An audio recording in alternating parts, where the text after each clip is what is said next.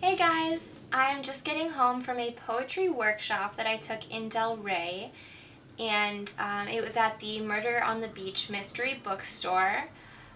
It is an amazing bookstore.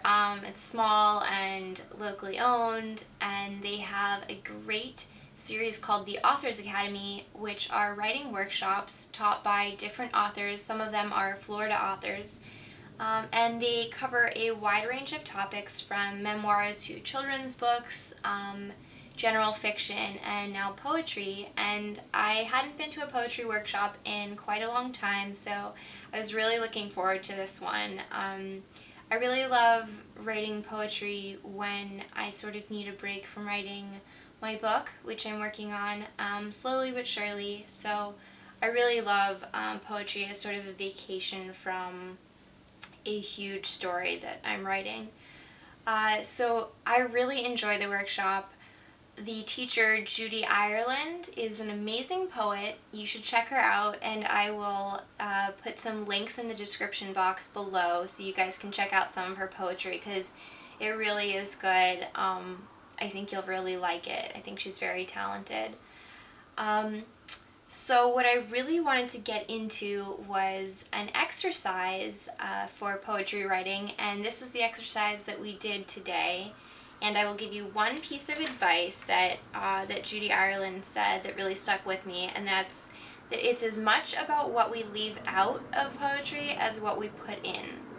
So you can really say less, and the reader will fill in the emotion, and that lets them connect to the poetry more completely for them, rather than putting in something that's so specific that they might not be able to identify with it. So the exercise is we're going to write down a few things from our day or the past few days, and there will be 11 things, and we're going to write them down, and you can take about 30 seconds to a minute for each thing and really try to do it off the top of your head as quickly as possible so that it's as organic as it possibly can be, so it's not anything you had to think too hard about. Because the idea is sort of just that when you think of things, your brain is already making connections that you don't realize. So once we're done with that, then we're going to put it together sort of piece by piece, like a puzzle, and make a poem out of it, and then you can revise it if you want, or if you like how it turned out, then you can just keep it that way. But I think it's really fun, so let's get started. Now the first thing you're going to want to do is take out a pen and paper, and then write the following things down. The first thing is write 5 objects that you see every day, and the order in which you see them. So I wrote black cat, glasses, window, trees, pool. And that was just me. I'm not going to repeat all of my answers for all that. Anyway, so you do it now. Pause the video if you need to, but don't pause it too long because don't think too hard. And now we'll do number 2. So for number 2, write down 3 non-primary colors. So like shades. So for example, cerulean is a shade of blue. So don't write red, yellow, or blue, but you can write any other color, or like lavender or periwinkle. Do what you want. Do some colors that just you're feeling right now or whatever. The third is that you're going to write down an object that you have encountered in a dream, either recently or ever. The fourth is an experience that you had as a child that made you angry at the time or now, whichever. The fifth, write down a forbidden thought pertaining to love. Number 6, write down 3 questions for which you've never found an answer.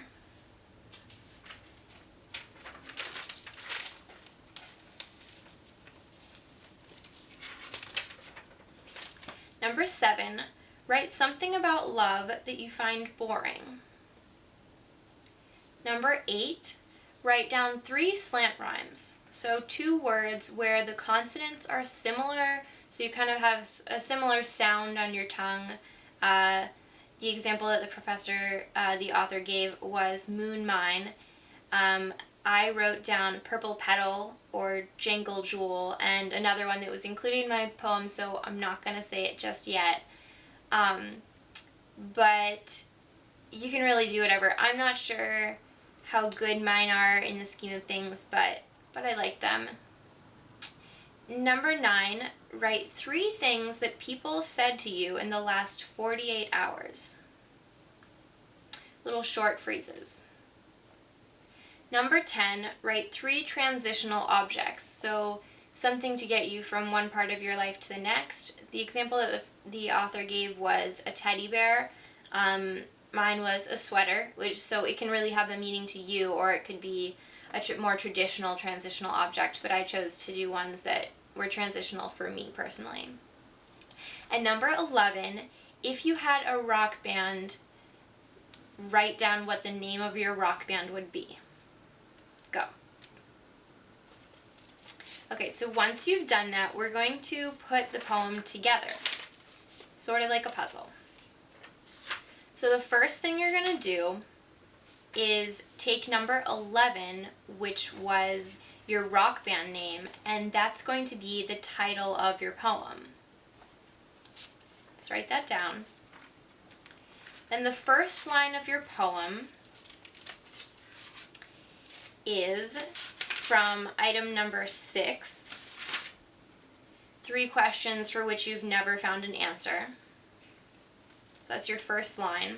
Write that down and make sure to leave some space between all of the things that I'm telling you to do. So, we're going to do things kind of out of order, and then you can either reorder them if you want later, or just keep it the same way that I tell you. Then you're going to write the last line. So like I said, keep some space, and that is going to be from item number 9, which is 3 things that people said to you in the last 48 hours. Then in the middle, you're going to take item 5, which is a forbidden thought that you had pertaining to love, and put that in the middle of your poem. Then in there somewhere, whichever order you want, put in a combination of items 4 and 7, which is the experience as a child that made you angry, and something about love that you find boring. So sort of combine those 2 thoughts to be one sentence or one thought or one idea, and then put that somewhere in your poem where it mixes. And if you want, at this point, you can kind of start thinking along a theme if you've already been making connections between the things that you put on the page already.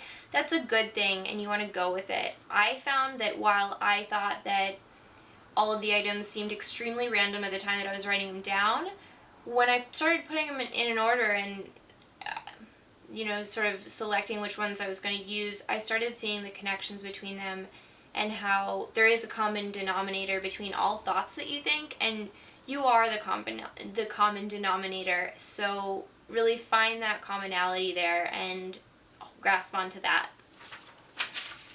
Then again, in there somewhere, you're going to do a combination of items 2 and 8, which are, so use one of your non-primary colors or shades and combine that with a slant rhyme. And then just sort of see what you have on the page, and see what it looks like. And then go ahead and fill in spaces where you think they need to be filled in. If you need to connect some things or move some things around, feel free to do that. This is just sort of to get your brain thinking in a more creative way and searching for things and searching for, well, deeper meanings, sort of. But just, to get you thinking in a certain mindset. So I'm going to read you my poem, and keep in mind this is my first draft, so it's not very good. Well, okay, I won't say that. I like it. I enjoy it. I enjoy reading it, and I'm happy with it at this point, especially for a first draft. The title of my... Oh, and if you haven't finished your poem, then go ahead and do yours now and pause the video so that yours won't be affected by mine at all. So pause it now. Okay, hopefully you are done with your poem now, and I would love to hear your poem in the comments. I'm going to read you mine now. And the title is Ouroboros, which is my rock band name. So the title is Ouroboros. Is honey magical? And if so, what of the bees? And what of their loyalty to the hive? Sometimes life puts us in a cage. Sometimes we put ourselves in one. Did you feed the cats yet? We are more like animals than we think. But who knows if we are? In the zoo or the jungle, hanging from a tangerine-tired tree, picking fruit all day long. Don't wake me up when I'm sleeping.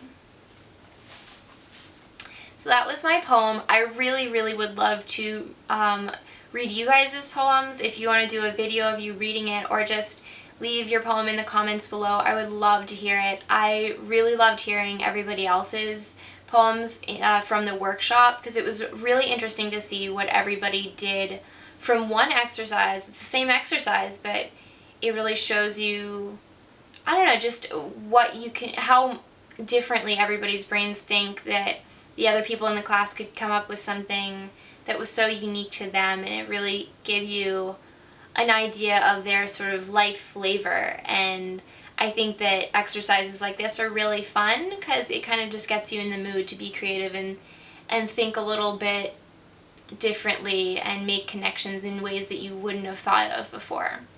So I'm a big fan of writing exercises. If you have some more poetry or short story or otherwise, send them to me and I would love to try some. And if you guys want more exercises like this, then leave a comment down below saying that you want them.